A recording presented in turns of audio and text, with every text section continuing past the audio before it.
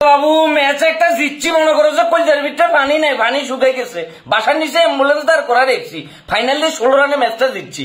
তানজিম সাকিব যখন ক্যাচটা সারি দিছে আমি মনে করছি যে শেষ, আল্লাহ রে শেষ শেষ মনে, পরের বলে বোল্ড, এবং ফাইনালি 16 রানে বাংলাদেশ ম্যাচটা জিতে গেছে।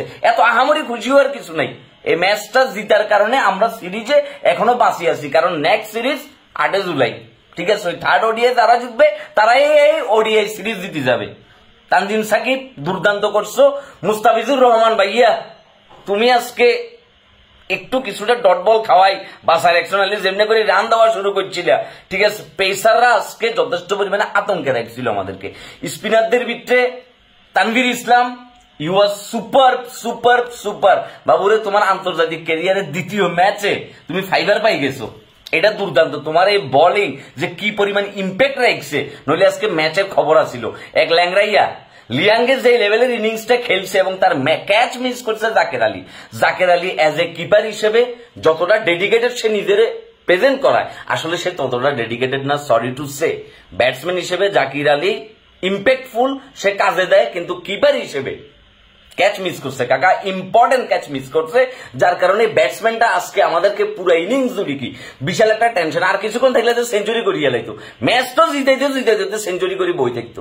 শামীম হোসেন পাটোয়ারি ব্যাটে খুব একটা বেশি ভালো করতে পারো না, কিন্তু বোলিং এ যথেষ্ট পরিমাণে ভালো করছো, আজকে একটা দারুণ প্রেশার রাখছো, ঠিক আছে? তুমি যে 6 বলার হিসেবে মনে করো যে মোটামুটি একটা ভালো একটা সুযোগ আমরা পাইছি, এটা আমাদের জন্য বিশাল বড় একটা টার্নিং পয়েন্ট।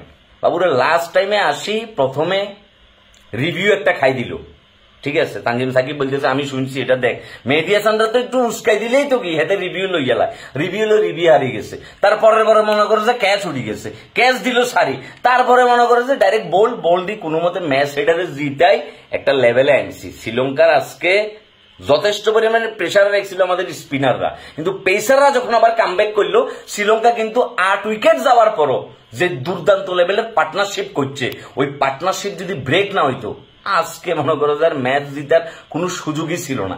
যাই হোক, আমাদের ব্যাটসম্যানের দিক দিয়ে যদি বলো, পারভেজ হোসেন ইমন দুর্দান্ত ভালো একটা ইনিংস খেলছে, যার কারণে আমাদের রান খুবই ভালো, খুবই ভালো, শেষের দিক দিয়ে ভালো একটা জোগাড় করছে সে। এবং জুনিয়র সাকিব যে ইনিংসটা খেলছে লাস্টের দিকে, তাহিদ হৃদয় আউট হওয়ার পরে সবাই আউট হয়ে যাবার পরে মুস্তাফিজুর সে যে একটা ইনিংস খেলছে, এই ইনিংসটা আমাদেরকে আগাই দিচ্ছে, এবং ম্যাচ উইনিং রানটা কিন্তু জুনিয়র সাকিব আনছে, 2 বলে 2 ছক্কা। এটা ছিল ম্যাচের বিশাল বড়টা টার্নিং পয়েন্ট কাকা, নাইলে মনে হচ্ছে ম্যাচ তো আমরা ওখানে নাই হয়ে যাই। তাহিদ হৃদয় তার সাথে চিল্লাপাল্লা করছে যে কেন আউট হয়েছে, আসলে দোষটা তো তাহিদ হৃদয়েরই ছিল, এখন চাইলে তানজিম সাকিব তাকে স্যাক্রিফাইস করতে পারত, হ্যাঁ হেতারও কথা হয়েছে আয় কিলা নিজেরাই স্যাক্রিফাইস করতাম, স্যাক্রিফাইস কেন করে নাই এটার জবাবও কিন্তু সে দিয়ে দিয়েছে। ব্যাটিং এ দুর্দান্ত লেভেলের ইনিংস খেলছে, আর বোলিং এ লাস্টে দুর্দান্ত বোলিং করি ফাইনালি ম্যাচটা দিতে আমরা সিরিজে সমতায় আনছি। সুতরাং এখন সেলিব্রেট করবার কোনো কিছু নাই, খুব টেনশনে আছি, যাই হোক একটা আতঙ্কে ছিলাম। ওয়েল ডান টিম, নেক্সট ম্যাচে নিজেদের নার্ভটা ধরে রাখিও ভাইয়া, এই ভুলগুলা করিও না। মিডল অর্ডারের অবস্থা খুব জঘন্য, লোয়ার অর্ডারে তানজিম সাকিবরা না থাকলে নাই, পেসার বল খাইতেছে না জাস্ট মাঠের ভিতরে। নেক্সট ম্যাচ তো আরেক স্টেডিয়ামে, সো বুঝি শুনি বাবুরে, ওইটা ফাইনাল ম্যাচ, কিন্তু ওইটা মাথায় রাখিও। যাই হোক, শুভরাত্রি। পিএসজি ভার্সেস বায়ার্ন মিউনিখের খেলা দেখার জন্য রেডিও, আর একটু কমেন্ট সেকশনে জানাই দাও রিয়াল মাদ্রিদের খেলা আছে, ফ্যানরা কোথায়, আওয়াজ